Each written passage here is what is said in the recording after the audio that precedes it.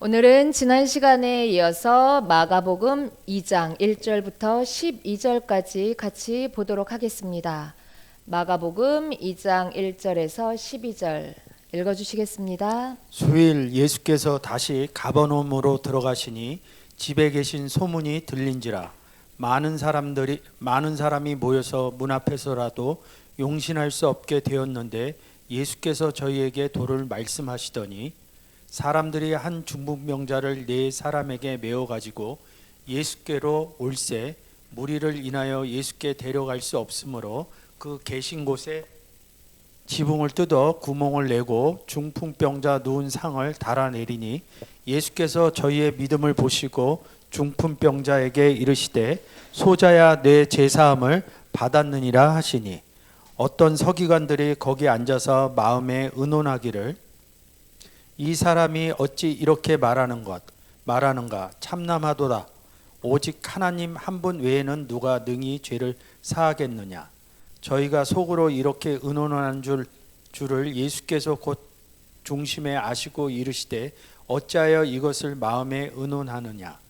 중풍병자에게 내 죄사함을 받았느니라 하는 말과 일어나 내 상을 가지고 걸어가라 하는 말이 어느 것이 쉽겠느냐.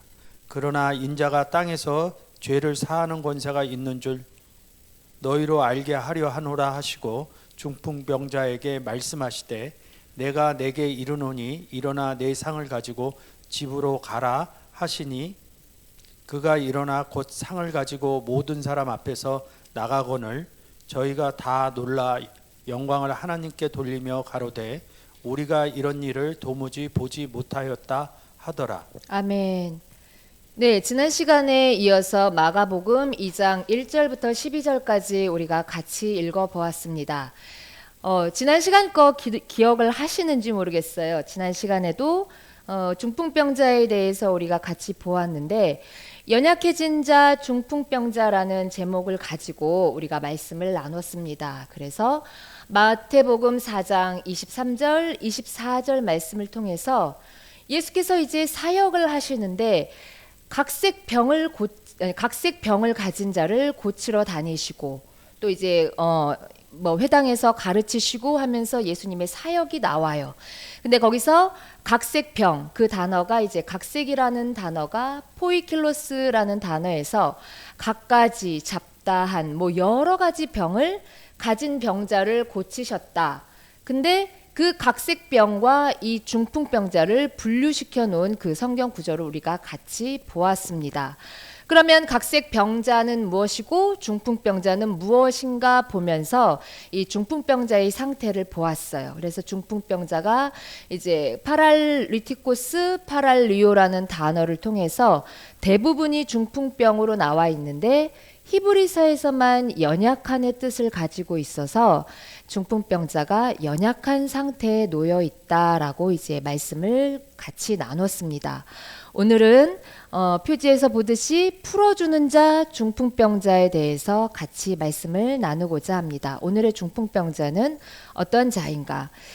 중풍병자라는 그 단어를 보기에 앞서서 오늘은 딱 두 가지 단어만 보고 마치려고 해요.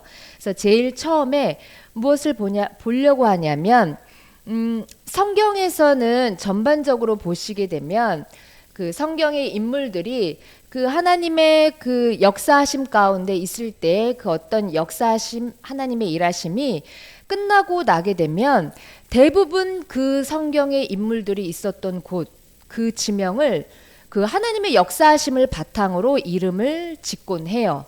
그래서 이제 좀 제일 유명한 것이 창세기 28장에 1절부터 쭉 나오는 내용이 뭐냐면 야곱이 여기 나오는데 야곱이 이제 형 에서의 그 눈을 피해서 받단 아람으로 도망을 가죠.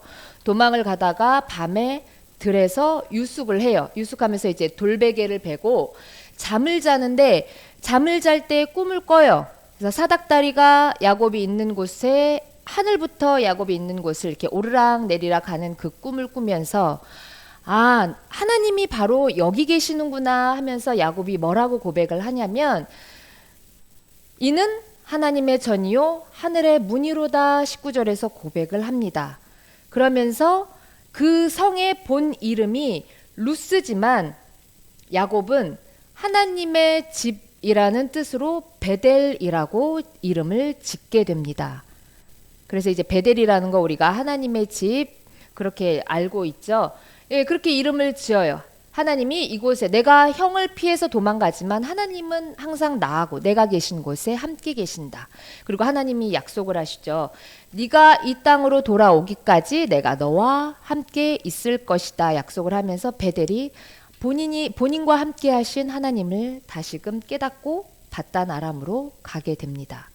그리고 우리가 이제 교회에서 요즘에는 이제 역대하를 읽고 있는데 얼마 전에 역대상이 끝났어요. 끝났는데 이제 역대상 14장에 보시게 되면 다윗이 그래요. 블레셋 그 사람들을 치러 올라갈 때 여호와 하나님께 물어봅니다. 하나님 이 블레셋 사람들을 나에게 붙이셨습니까? 11절 보면 돼요.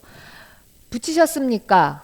내가 치러 올라가리니까 물어봐요. 그래서 물어보고 이제 블레셋과 전쟁을 벌이고 났을 때 블레셋을 이제 물리치죠.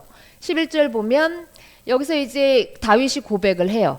저희를 치고 가로되 하나님이 물을 흩음같이 내 손으로 내 적을 흩으셨다 해서 그곳 이름을 바알브라심이라 칭했다라고 이렇게 성경의 지명들을 그 하나님의 어떤 역사를 바탕으로 짓는 경우가 참 많이 있습니다. 오늘 그래서 오늘도 보면 마가복음으로 본문으로 갈게요. 여기 보시면 이제 제일 처음으로 나오는 지명이 뭐가 있느냐? 가버나움이라는 도시입니다. 그래서 이 가버나움은 이제 이방 땅인데 예수님께서 요한복음에서도 보면 이제 그 사복음서에 가버나움이 몇 군데 나와요. 근데 이 가버나움에서 대체적으로 그 백부장의 하인, 뭐 왕의 아들 고치실 때 이 가버나움에서 고치기도 하시고 또 회당에 들어가서 가르치실 때 가버나움에 들어가서 가르치신다라고 얘기를 합니다. 그럼 이 가버나움은 어떤 뜻을 가지고 있을까? 이제 그 의미를 보려고 하는데 원문으로 보겠습니다. 가버나움 보시면 2584 해서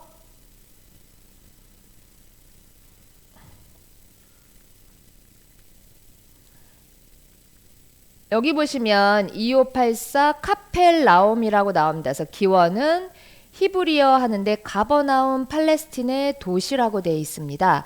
요거 스트롱 사전으로 보겠습니다. 2584 카펠나움 가버나움입니다. 예, 여기 보시면요. 2584 카펠나움에서 기원은 히브리어래요. 그리고 아마도 3723과 5151 가버나움 팔레스틴의 도시 이렇게 돼 있습니다. 그래서 이 3723과 5151은 히브리어예요. 우리가 히브리어에서 여기서 보면 될 것 같아요. 히브리어 3723을 보도록 하겠습니다. 3723 보시면 카파르라는 단어 나오죠. 3723에서 372에서 유래 마을, 성벽에 의해서 보호된 것으로 마을 이렇게 나옵니다. 요게 372에서 유래됐다니까 그 위에 보시면 똑같이 카파르예요. 카파르인데 이거는 역청으로 덮다, 상징적으로 속죄하다, 여기 화목하다, 뭐 정하게 하다 이런 뜻이고요. 이제 비슷한 그 단어가 있는데 밑에 3724 코페르 볼게요. 3724 코페르 요것도 똑같이 372에서 유래됐다고 하면서 또 이것도 역청으로 나와요. 근데 여기는 이제 명사죠. 역청, 몸값, 속전 이렇게 해서 나오고요. 밑에 3725도 똑같은 그 단어, 연결된 단어예요. 그래서 지금 372에서 3725까지 저희가 봤습니다. 이 3725도 372에서 유래됐다고 하니까 한 가지 줄기로 다 연결된 단어죠. 이것도 명사형으로 속죄, 구원 이렇게 나옵니다.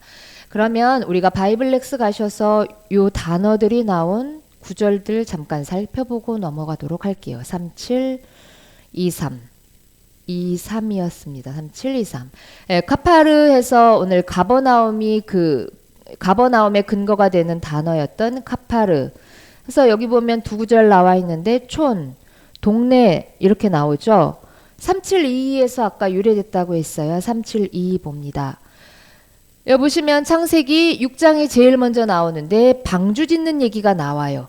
근데 그 후반부에 보시면 그 안팎에 칠하라라는 단어가 이 카파르라는 단어예요. 역청을 칠하라는 단어예요. 근데 목사님 천천히 내려주실게요. 보시면 대부분이 이 카파르라는 단어 속죄하다, 속하다, 속죄가 될 것이다 이런 뜻입니다. 역청 칠하다, 속죄하다. 예, 여기까지만 보면 될 것 같고요. 아까 같은 연결된 단어 3724 보겠습니다. 여기도 보시면 코페르 몸값 속전 나와 있는데 여기 똑같이 여기는 이제 역청. 아까 372는 칠하라라고 되어 있어요. 그러니까 역청으로 칠하라. 여기 보면 이제 이것도 천천히 거의 여기도 거의 뜻이 똑같아서 천천히 보시면 될 것 같아요. 속죄.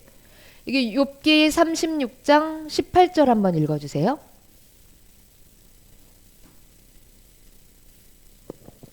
너는 분격함을 인하여 정책을 대적하지 말라. 대속함을 얻을 일이 큰즉 스스로 그릇되게 말지니라. 예, 대속함을 얻는다라는 뜻을 갖고 있고 시편 밑에 보면 바로 하나님께 속전을 바친다. 대속물. 또 밑에 보면 이제 속량물도 나옵니다. 이 단어가 바로 3723, 3722에서 유래해서 나온 다 단어들입니다. 여기 이사야 43장 3절 보시면 애굽을 너의 속량물로 드린다라고 해요. 그러니까 이게 속죄하다라는 뜻으로 다 연결되어 있는데 이것은 무엇이냐? 마을은 마을, 가버나움이 마을은 마을인데 어떤 마을이냐? 방주를 역청을 칠해서 역청을 안팎으로 칠한다라고 하잖아요. 예수 그리스도를 대속물로 얻은 우리들이 속죄함을 받게 되면 어디로 들어가요? 방주 안으로 들어가죠. 그 속죄함을 얻어서 들어갈 수 있는 방주, 그것이 바로 그런 마을이 되는 곳이 가버나움이라는 뜻입니다.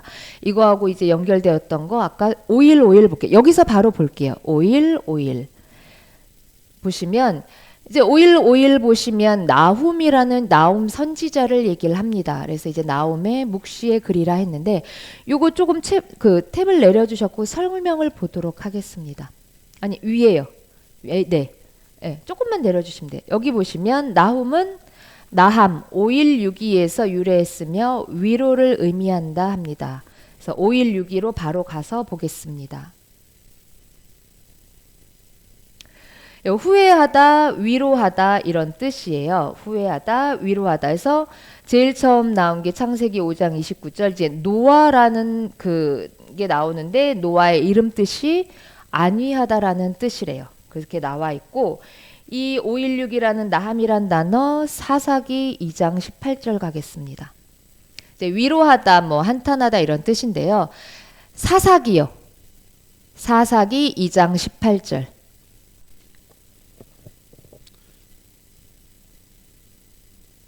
여호와께서 그들을 위하여 사사를 세우실 때에는 그 사사와 함께 하셨고 그 사사에 사는 날 동안에는 여호와께서 그들을 대적의 손에서 구원하셨으니 이는 그들이 대적에게 압박과 괴롭게 함을 받아 슬피 부르짖음으로 여호와께서 뜻을 돌이키셨음이오늘. 예, 여호와께서 뜻을 돌이키셨다라고 하는 단어가 이 나함이란 단어예요. 그래서 보충하는 의미에서 이사야서 40장 1절 가겠습니다. 이사야서 40장 1절. 우리가 그 외치는 자의 소리여 할 때 그때 이제 나왔던 구절입니다. 예, 여기요. 아니요, 40장 1절이요. 두 개로 나와요. 아, 예. 너희 하나님이 가라사대 너희는 위로하라. 내 백성을 위로하라. 예, 그래서 위로하라는 단어 40장 1절에서 이렇게 두 구절 나와 있습니다. 제가 이제 바로 가실 필요는 없고 5165가 또 이거하고 연결된 단어거든요. 이 나함이 위로하다라는 뜻이에요. 근데 여기 보면 5165가 아까 그 나함이라는 단어에서 유래된 것입니다. 여기 보시면 두 구절 나와 있는데 시편 119편 50절 되어 있습니다. 이 말씀은 나의 곤란 중에 위로다. 주의 말씀이 나를 살리셨음이니이다. 예, 연결된 단어로 해서 위로라는 명사형이에요. 그러니까 이 시편의 말씀을 보게 되면 누가 살리냐면 말씀이 살려요. 나의 곤란 중에 위로가 되는데 그 주의 말씀이 우리를 살린다라고 얘기합니다. 여러분 잘 아시다시피 요한복음 1장 1절 가면 태초에 말씀이 계시니라 하면서 이 말씀은 곧 하나님과 함께 계셨으니 이 말씀은 하나님이라 말씀하셔요. 그럼 이 말씀은 누구예요? 여호와 하나님이고 예수 그리스도고. 근데 곤란 중에 위로를 해주시면서 살리신다라고 얘기를 하고 있습니다. 야고보서 1장 27절 가면 정결한 그 아버지 앞에 하나님 아버지 앞에서 정결하고 더러움이 없는 경건은 고아와 과부를 환난 중에 돌아본다라고 얘기를 합니다. 그 돌아보다라는 단어 이제 여러분들 나중에 다른 단어하고 연결돼서 이제 해드릴 건데 표대라는 단어에서 유래된 것입니다. 사도 바울이 표대를 향해서 달려간다라고 하는데 표대를 향해서 사도 바울은 왜 달려가요? 오직 복음을 위해서 사도 바울이 달려가는 것이고 그것을 목표 삼아서 달려가는 거잖아요. 그러니까 고아와 과부를 환난 중에 돌아본다는 게 무엇이냐? 내 백성을 위로하는 거예요. 내 백성을 위로해서 그들에게 아버지가 없는 고아들을 아버지를 찾아주고, 예, 아버지가 없는 자들을 아버지 찾아주고, 남편이 없는 과부들에게 남편을 찾아주는 게 그게 바로 돌아보는 역할을 하는 거. 우리가 표대를 향해서 나아가는데 그 표대가 무엇이냐? 그 고아와 과부를 우리가 환난 중에 돌아봐서 오늘 말씀하신 것처럼 너희는 내 백성을 위로하라라는 것입니다. 그래서 이 말씀이 곤란 중에 우리의 위로가 된다. 우리를 그래서 주의 말씀이 우리를 살리신다. 예수께서 가버나움에 수일이라면 며칠 있다가 다시 가버나움에 들어가셨는데 왜 들어가셨느냐? 이방 땅에 들어가셔서 예수께서 하신 것이 무엇이냐? 내가 이를 위해서 왔노라라고 말씀하신 것처럼 내가 내 백성이 될 자들을 위로하기 위해서 그러한 자들을 찾아서 아버지 찾아주고 남편 찾아주기 위해서 그 가버나움에 다시 들어가셔서 대속함이 되실 예수 그리스도를 영접함으로 말미암아 속죄함을 얻고 그래서 속죄함을 얻어서 방주로 들어가게 되고 또 위로하는 역사가 나타나서 이렇게 아버지와 남편을 찾아주려고 예수님도 이 가버나움에 들어가셨다. 근데 이제 중풍병자는 예수님은 없던 자는 아니지만 이 연약해져서 무엇 때문인진 모르지만 연약해져서 복음을 증거하지 못하고 있는 자를 다시 살리셔서 또 표대를 향해서 나아갈 수 있게끔 한 것이다 라는 것이 지난주까지 말씀이었습니다. 그래서 오늘 가버나움 성경의 지명에서 우리가 볼 수 있듯이 위로하는 마을이고 속죄가 일어나는 마을이에요. 그래서 예수님은 그곳에 다시 들어가셔서 이런 병자들을 살리시고 또 복음을 증거하지 못하는 자들을 다시금 일으켜 세우셨던 도시 마을이라는 걸 이제 말씀드리면서 오늘 이제 중풍병자 그 단어를 다시 보도록 하겠습니다. 중풍병자 원어로 볼게요. 다시 한번 보고 원어로 보시면 네, 탭 올려주세요.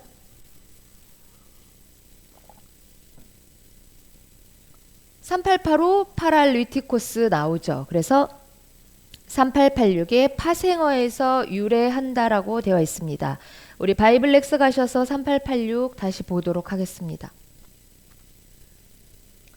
3886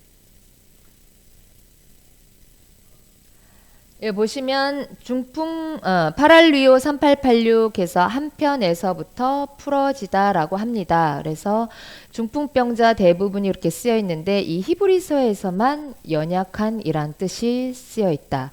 근데 이것도 또 설명을 좀 보도록 하겠습니다. 탭 조금 내려주시고요. 이거 보시면 나와 있죠. 동사 파랄리오는 파라 3844와 리오 3089 풀다 풀어주다 분해시키다 해체하다 에서 유래했다라고 합니다. 그래서 우리가 이 파라라는 3844는 전치사예요. 이제 위오라는 단어가 이제 메인이 되는 그 본 단어인데 3844 여기서 보도록 하겠습니다. 3844 파라라는 전치사가 어떤 의미일까? 3844. 그래서 뜻이 뭐뭐의 곁으로부터, 뭐뭐의 곁에 이렇게 나오죠. 마태복음 9절로 보도록 하겠습니다. 마태복음 13장 14절. 마태복음 13장 14절.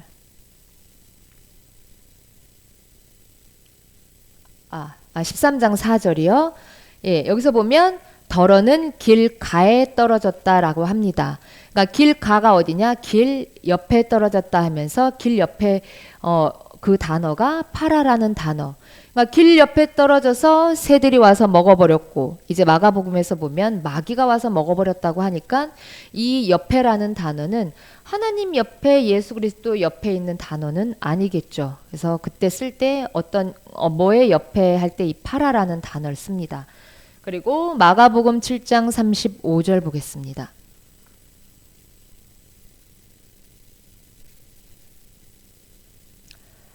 쭉 보시면 마가복음 7장 죄송해요. 누가복음 6장 19절입니다. 누가복음 6장 19절. 여기서 보면 온 무리가 예수를 만지려고 힘쓰는데 능력이 어디서요? 예수께로부터 나와서 모든 사람을 낫게 함이러라 할 때 어디로부터, 누구로부터 나왔다. 근데 예수로부터 나왔다고 합니다. 그때 쓰는 단어가 파라예요. 요한복음 1장 39절 가겠습니다.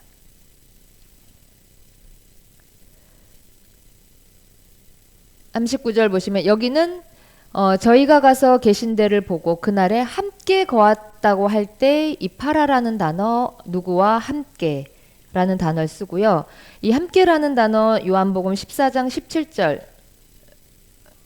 17절도 보시면 좋을 것 같아요.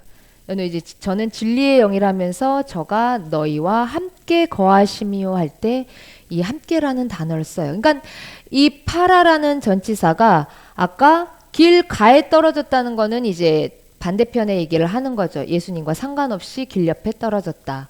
그리고는 이제 누구의 곁인데 아까 누가복음에서 예수께로부터 나왔다. 예수께로부터 능력이 나와서 병자를 살렸다 합니다. 그리고 여기는 이제 예수와 함께, 아버지와 함께 있다라고 할 때 이 파라라는 단어를 씁니다.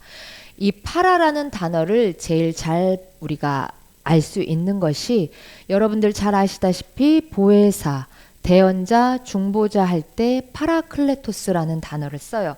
그것이 3875번인데요. 거기를 보도록 할게요. 3875.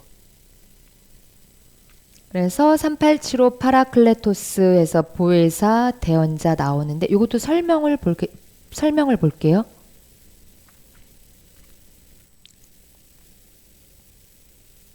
여긴 안 나와 있네요. 저기 스트롱 사전에 가셔서 3875 보겠습니다. 3875 파라클레토스가 신약으로 바꿔주시고요. 3875 파라클레토스. 예, 보시면 이 3875가 파라클레토스에서 3870에서 유래, 중보자, 위로자, 변호자. 그래서 우리가 이제 그 요한복음에 많이 나오죠. 보혜사로도 많이 나오는 이 파라클레토스 3870 위로 가볼게요. 우리가 파라라는 단어 보고 왔었는데요. 그 단어를 제일 의미를 잘 잡을 수 있는 게 이 파라클레토스이다. 근데 이것이 3870 파라칼레오라는 단어에서 유래했대요. 네, 여기 보시면 3844와 2564에서 유래했다고 하죠. 이 3844는 아까 우리가 보셨던 파라라는 전치사, 어디에 곁에 누구와 함께라는 뜻이고 2564라는 단어는 안 가셔도 되는데 이게 칼레오라는 부르다라는 단어예요. 그러니까 이 파라칼레오는 누구의 옆으로 부르다라는 뜻인데 그 누구의 옆으로 불러서 누구와 함께 있게 하는 것이 바로 그 역할을 하는 사람이 누구냐? 보혜사이고 중보자이고 그런 대언자가 바로 이런 역할을 하는 것이다 라는 뜻입니다. 그래서 파라라는 단어가 이런 뜻으로 쓰였다. 아까 중풍병자가 파랄류오라는 3886이 이 파라라는 단어에서 전치사와 결합됐다. 그래서 이걸 같이 봤었고요. 바이블렉스에서 그 본 의미를 가지고 있는 리오라는 3089를 보겠습니다. 3089. 요거 이제 같이 보시고 말씀 정리하도록 하겠습니다. 3089. 류라는 단어 풀다, 해방하다, 석방하다, 풀어놓다, 취소하다, 폐지하다 이렇게 나와 있어요. 그래서 여기 마태복음 16장 19절 보면 베드로에게 천국 열쇠를 줬는데 땅에서 매면 하늘에서 매이고 땅에서 풀면 하늘에서 풀린다 그래요. 그래서 요거는 조금 있다가 밑에 설명하고 올게요. 마가복음 7장 35절 보겠습니다. 이 류라는 단어가 어떤 뜻을 가지고 있냐? 마가복음 7장 35절 읽겠습니다. 마가복음 7장 35절. 류라는 단어는 구절들을 다 우리가 읽어보고 중요하니까 넘어가도록 하겠습니다. 그의 귀가 열리고 혀에 맺힌 것이 곧 풀려 말이 분명하더라. 네, 귀가 열렸어요. 그리고 혀가 풀어졌어요. 그러니까 귀머거리가 들었고 벙어리가 얘기했다. 근데 성경에서는 그런 얘기, 어떤 의학적인 얘기를 하는 것이 아니죠. 성령이 하시는 말씀을 누가 들어요? 귀 있는 자가, 들을 귀 있는 자가 들을 수 있다는 겁니다. 그래서 귀가 열려야 하나님의 말씀이 들릴 수가 있다. 들린다.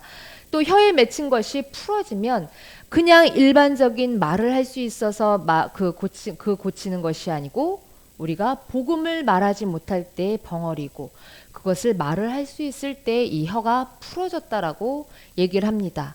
그때 그 풀렸다라고 할 때 이 류오라는 단어를 씁니다. 그래서 이제 나귀 새끼 풀어온다라고 많이 쓰기도 하고요. 누가복음 13장 16절 읽겠습니다. 그러면 18년 동안 사단에게 매인 바 된 이 아브라함의 딸을 안식일에 이 매임에서 푸는 것이 합당치 아니하냐? 예, 언제 풀어주냐? 안식일에 풀어줘요. 아브라함의 딸을. 근데 이 아브라함의 딸이 18년 동안 사단에게 매어 있었다. 그래서 그 아브라함의 딸을 풀어주는 것이 합당하지 아니하냐 할 때 이 류오를 씁니다. 이제 안식일도 이제 좀 있으면 제가 하려고 하는데요. 그러니까 안식일에 아브라함의 딸을 사단에게 매어 있으면 죄의 종로를 타는 것이고 죽음 가운데서 매어 있는 것이고 사망 가운데서 매어 있는 것이고 그 딸을 풀어줘서 어디요? 생명으로 인도하는 것이 생명으로 인도해 주는 것이 바로 이 류오라는 단어 풀어주다라는 겁니다. 사도행전 2장 24절 가겠습니다.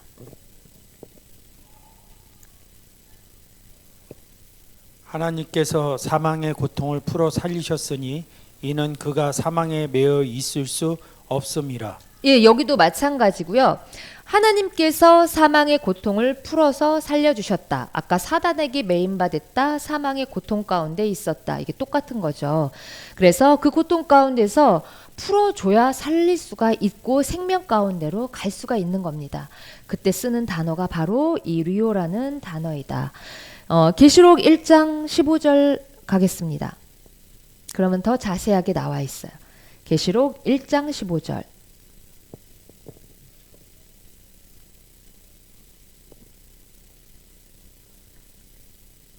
1장 죄송합니다. 1장 5절입니다. 계시록 1장 5절.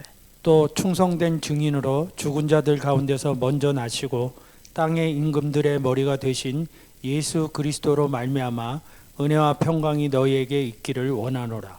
우리를 사랑하사 그의 피로 우리 죄에서 우리를 해방하시고. 예, 이 찬양도 유명한데 우리 죄에서 우리를 해방시켜 주신 것이 바로 이 류오라는 단어.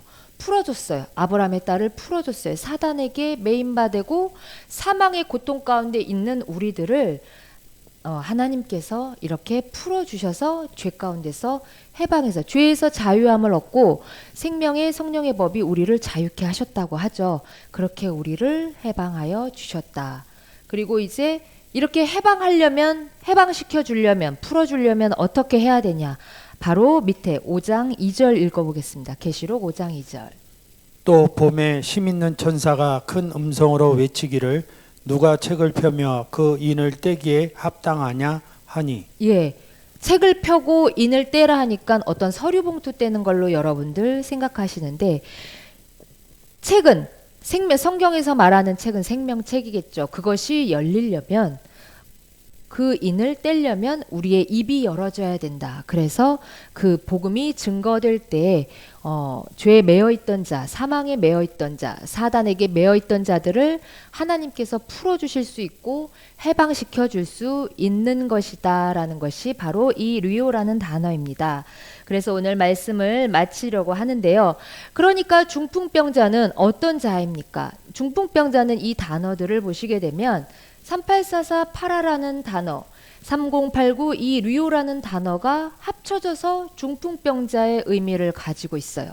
그러니까 이 중풍병자는 예수 그리스도가 없는 자가 아니에요. 이미 풀어져서 하나님께서 누군가를 통해서 풀어주어서 누구 곁으로 가겠어요?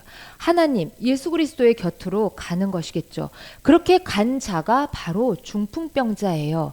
근데 그 중풍병자가 자기가 풀어줌을 받았으면 이제 우리가 어떻게 돼야 돼요? 내가 거저 받았으니 거저 주어야 되겠죠. 그래서 거저 주어야 되는데 어떤 연유로 인해서 그것을 하지 못하는 상태, 그래서 연약해진 상태, 그래서 정말 중풍병자도 자기가 받은 것처럼 자기도 또한 그 하나님의 은혜를 나눠주고 다녀야 되는데, 나눠줘서 어떻게 해요? 누군가 또 사단에게 매여있는 아브라함의 딸을 풀어주어서 하나님 곁으로, 예수 곁으로 인도를 해야 되는데 그것을 하지 못하고 있어서 연약해져 있으니까 예수 그리스도께서 이 가버나움이라는 도시에 다시 가셔서 위로하시고 중풍병자 살리시고, 다른 복음서에서도 가보면 이제 백부장 아들도 살리시고 회당에 가서 가르치기도 하시고 이제 꾸짖기도 하셔요. 복음을 받아들이지 못하는 교만하다 하시면서 꾸짖기도 하셔요. 이제 그런 일들을 하신 곳이 이 가버나움이고, 중풍병자는 바로 이렇게 풀어주는 일을 하러 다니는 사람이다라는 거 오늘 이제 말씀을 드리고자 합니다. 그래서 저도 또한 제가 이제 누차 말씀드리지만 복음을 증거하는 이 길이 쉽지만은 않습니다. 그리고 우리가 쭉 달려갈 수 있는 길도 아니에요. 근데 제가 아직까지도 저도 말씀의 깊이가 너무 얕아서 참 갈급함이 많은데요. 그래도 이제 공부를 하려고 하고 복음을 증거하려고 하다 보면 뭐를 느끼냐면은요. 이렇게 진짜 자식 새끼들 때문에도 마음이 저기 할 때도 많고 삶 속에서도 많고요. 우리가 이게 교회 안에 있지만 교회 안에서도 참 시험 들거리도 많고 또 여러 가지 일들로 인해서 우리가 삶의 파고를 또 많이 당해요. 근데 그것을 당하는데 그래서 잠깐 시리에 빠져 있을 수는 있는데 얼마 전까지만 해도 저도 참 마음이 그랬어요. 그랬는데 제가 느끼는 것은 무엇이냐? 그래도 내가 해야 될 것은 이 길이다 생각하면은요. 빨리 복음의 자리로 돌아올 수 있다는 거. 하나님이요. 그 주기가 예전에는 진짜 한나절도 넘어가고 하루 종일도 가고 그 마음이 무거워져서 그러기도 했는데 이 마음을 빨리빨리 돌이키시는 주기가요. 점점 빨라지더라고요. 그게 내 힘으로 되는 것이 아니라 내가 아버지 은혜로 그래도 이 자리를 지키려고 하다 보면 내가 해야 될 거는 얼마 전에 제가 박진영이 했던 얘기를 들었어요.